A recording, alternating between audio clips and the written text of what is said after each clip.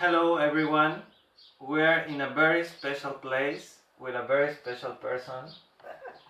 We're in Scotland in a very special eco-village, Findhorn. And Lisa has been living here for how long time? More than 40 years. More than 40 years. She has so much experience with this place and she's gonna share it with us. Okay. Thank you for this interview. So the first question to the people, maybe they don't know Findhorn. What is Findhorn for you? How you would describe it?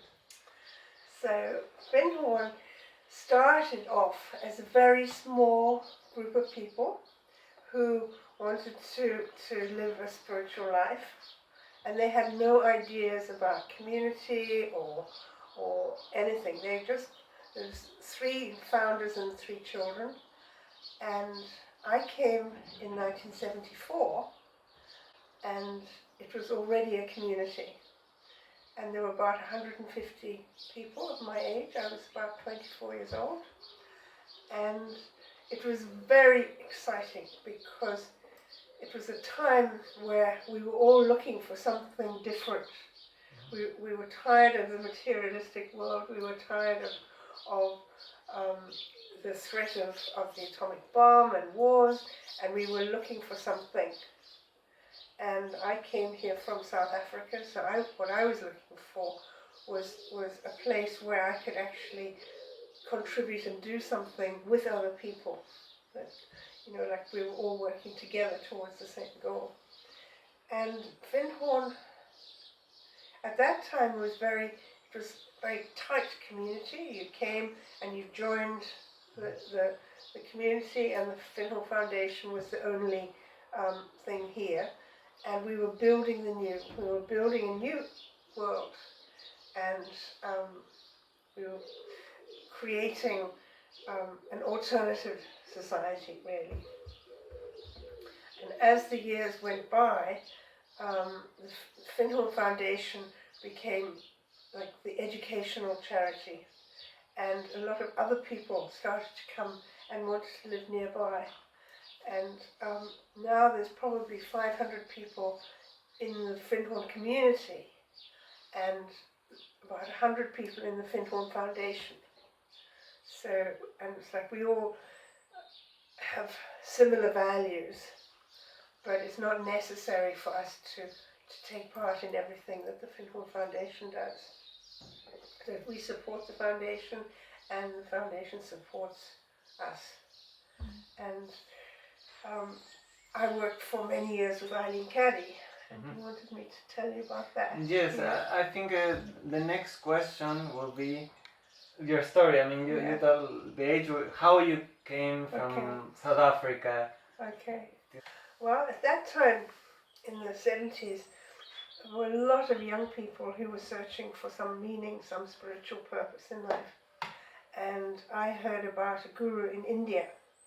And I thought, aha, this is what I'm going to do. I'm going to go to India and find a spiritual teacher, and he would, of course it must be he will teach me how to be a spiritual person. And so my partner at the time was from Zimbabwe, and so we had to come to UK because of passport questions. But we were going to go to India through Europe, and take a long time. And when we were in London, somebody said, oh, there's this really interesting community in Scotland, and they're vegetarian. And of course we were vegetarian because we were going to India to find a guru. So we thought, well, we can go and visit on our way, So we stood on the main road out of London and put out our thumbs, and this very fast sports car stopped. And he said, I'm going to Inverness. And we thought, oh, that's great, because this community is not far from Inverness. So he drove us to Inverness. And the question was, will we go to Loch Ness, which is west, or will we first go to Findhorn? And we decided that we were so tired of bad food, we wanted to go to this community first. That's the main reason. And we came, and it was like it's stepping into another world, and it had everything that I was dreaming about. But my partner said, we're only going to stay for a weekend, okay?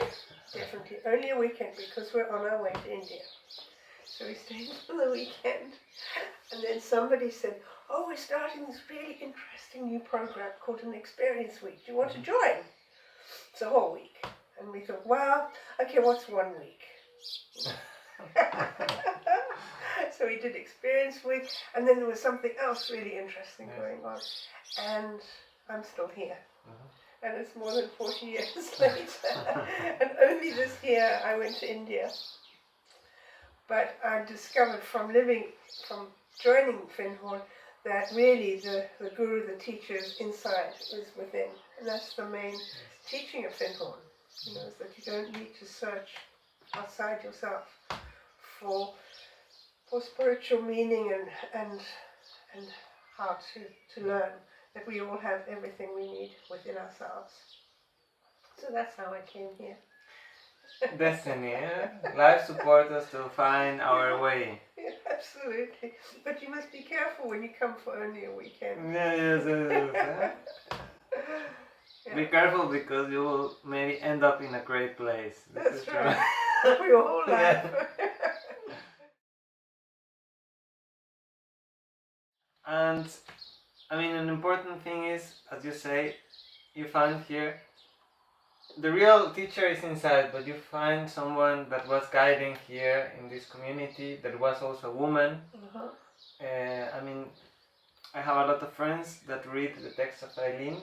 Can you tell us a little bit your experience with her? What can you share from this time you spent with her? Yeah, I'd be happy to do that. My first job in the community was to clean her house. And I thought, because I came from South Africa and everybody has somebody to clean their house, I thought that's normal. And I would clean. And it was only maybe 5 years later that I understood that she was recovering from a very serious operation. And that's why she needed somebody to clean her house. But it gave me the opportunity to get to know her. And I was in with Peter and Eileen every morning, and I was listening to all conversations that were going on, and some really amazing things.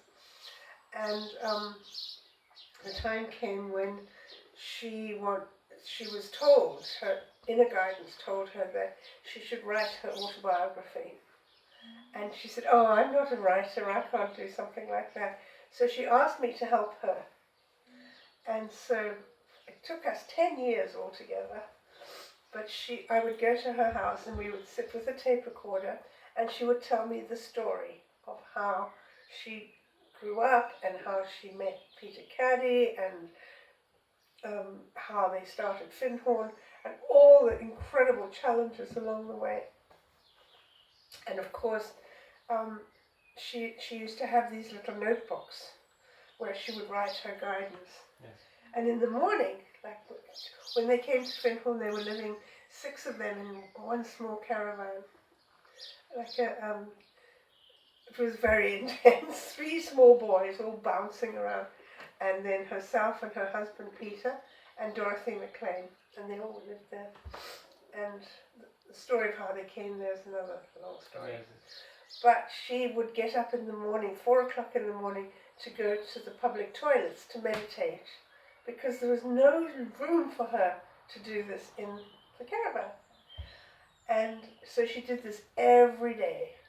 And she would get these messages. She had a very clear connection with her higher self, with God. And so she would write down these messages in these little notebooks. And then she had very small writing and small books. And so when I started working with her on her autobiography, she gave me this big box. And she said, read it all. And you can, like... So I did. I read everything. And I discovered that there was like a spiritual teaching that went through all these messages. And they repeated over and over until she understood it. And they were connected with events in her life. And so her autobiography was moving from one piece of guidance to the next and then filling in the story of what happened in between. And she had a really difficult life. She was not, like a saint by any means. And she had lots of resistance to things. She didn't like the discipline of being, having to meditate all the time. She had to really work on herself. And all the way through her life, she was like struggling with the challenge of change. She liked everything to just be the same forever, as we all did. And her life was change, and so she would continually have to adapt to that.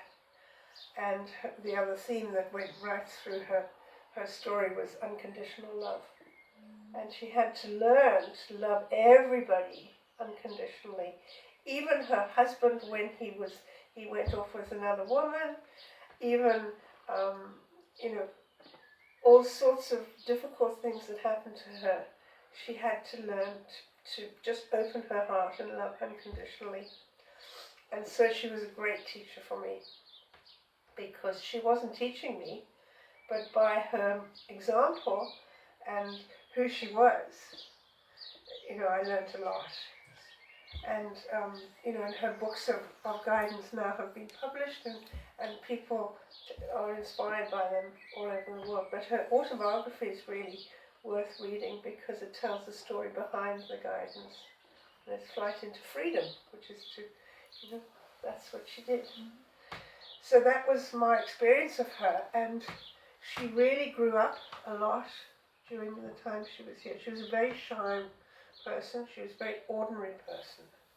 She liked baking cakes and doing home things, and she hated talking in public. She was not a public person at all. And towards like her middle part of her life, she gave a lot of workshops. She was invited to give speeches in India to 5,000 people, this kind of thing.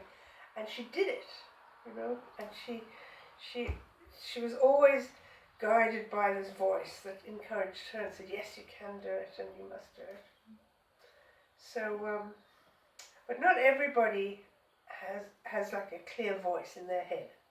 And I didn't ever, So she said that it's not important. What's important is that you have that feeling of connection to your guiding spirit in your life, and to follow that. It can be intuition, it can be just a feeling or whatever. So she really was a very inspiring person, and very ordinary. She wasn't like a rock star. Yeah.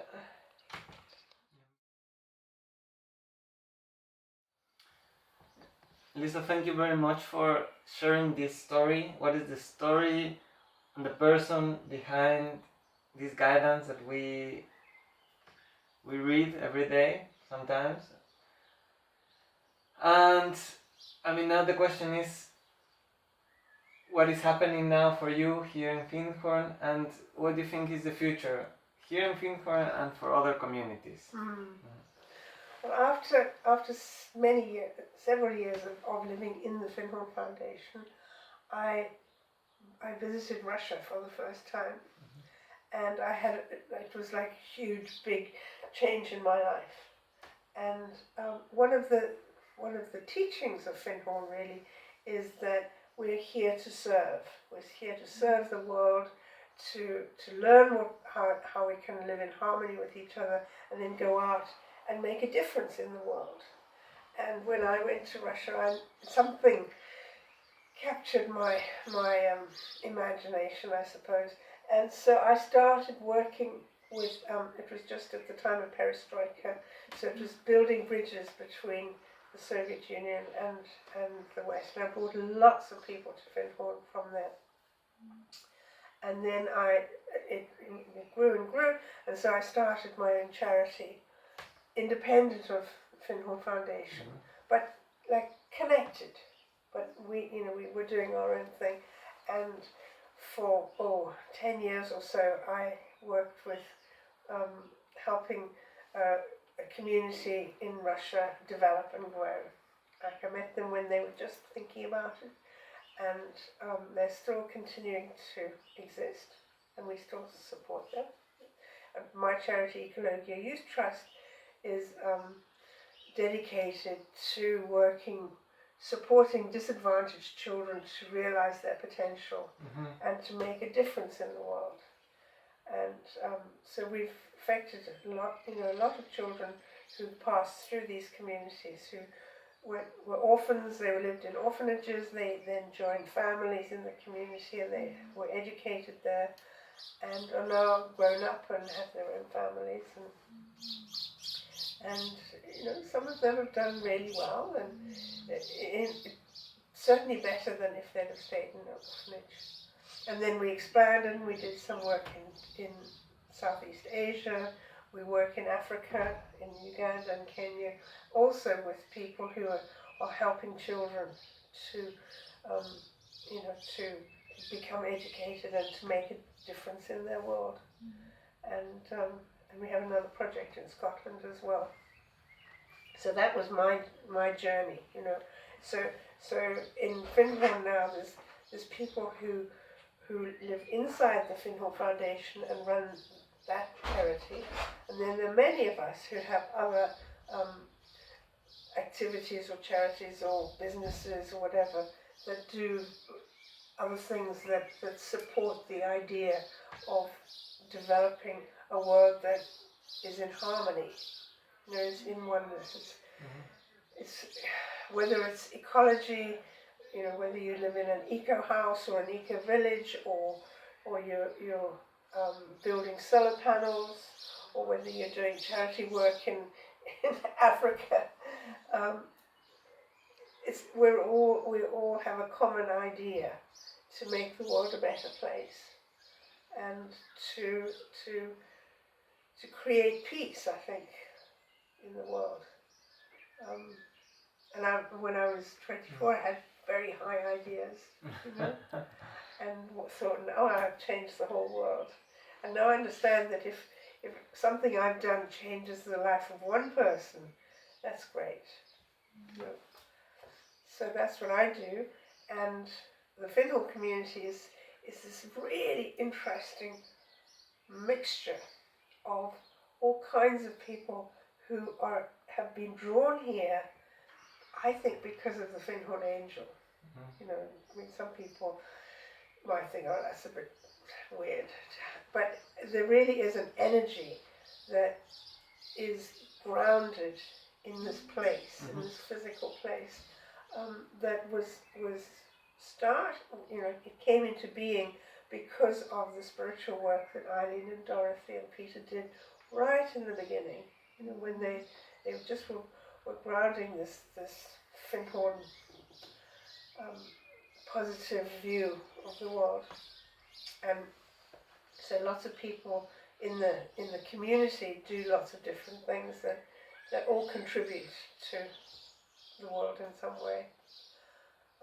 What the future is, Eileen once had a vision when I first met her, and she said, I'd had this vision of Findhorn, started as a family, and it grew into a group of 12, and then it would become a community, and then it would become a village, and finally it would become a city of light.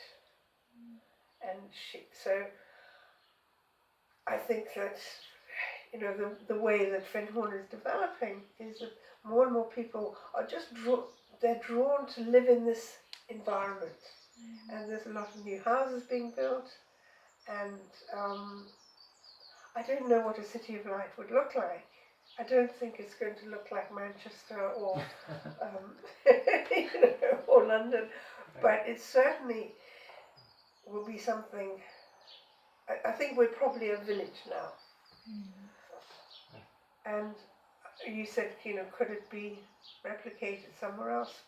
One of the things that I really liked about Findhorn is that it was not a missionary place.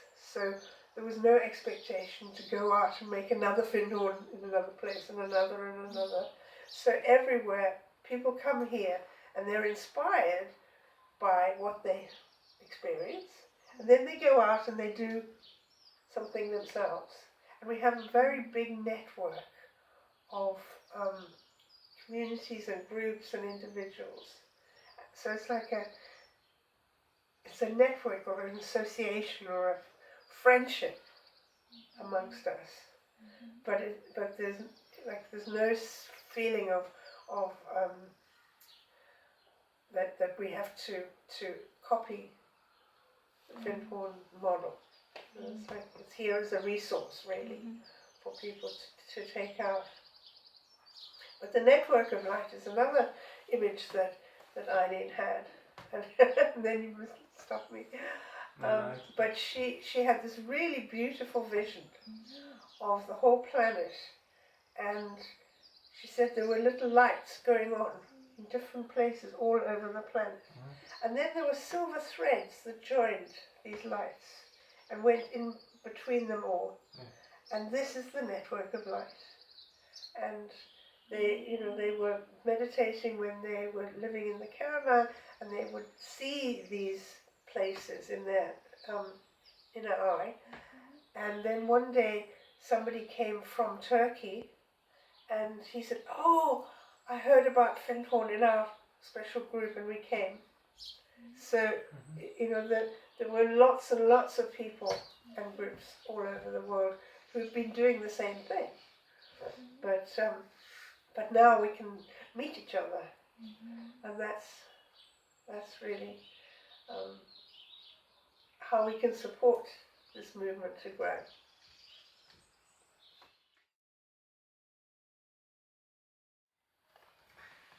So Lisa, thank you very much. It was really a great gift to hear you, and I feel this will be an important message that hopefully will reach a lot of people that are looking what life is, what is the way that they should take, destiny.